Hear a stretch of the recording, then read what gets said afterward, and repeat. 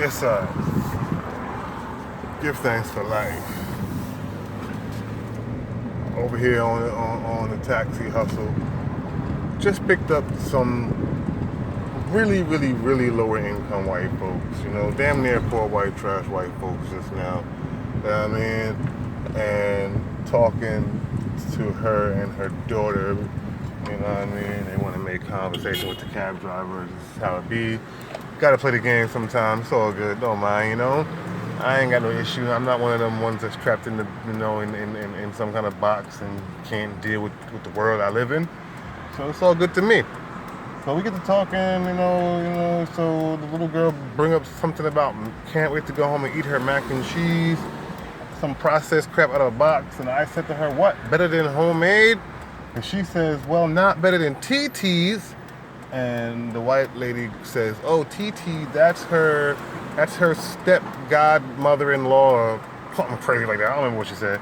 But she goes, oh man, her mac and cheese is the best. It's the best. She starts raving about the lady's mac and cheese, the sister's mac and cheese. And little white girl goes, it might take her 1,000 years. She says, you might have to wait 1,000 years for it, but it's so worth it. You know, trying to say that black people ain't got no time, no conception of time. Then the lady goes, oh man, one thing. Now mine, listen to what she says to me. Right to me, just right there. She goes, oh, one thing about black women, they can sure make mac and cheese and collard greens. No. She didn't even say, oh, one thing about black women, they can sure cook well or something like that. She specifically said, oh, black women can sure make some mac and cheese and collard greens. She really said that, right? And she's like, oh yeah, it will take her forever, but oh my goodness, it's so worth it. She's like, oh, even my husband, mind you, these is white crackers. She said, even my husband loves it. She says, oh, every Thanksgiving we enjoy it so much. She goes, now my husband won't go over there, but he makes sure I bring him a plate. Heard what I just said?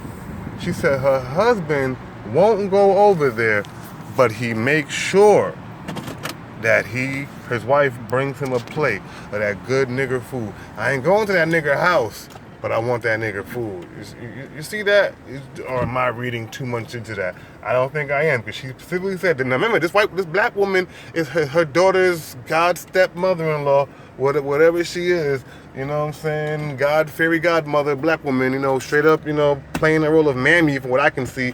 Little girl talking about, oh, it's so good, you gotta wait 1,000 years for it, but oh, she can sure make some collard greens and mac and cheese. And oh, my husband don't go over there, but he makes sure that I bring him a plate of that good nigger food.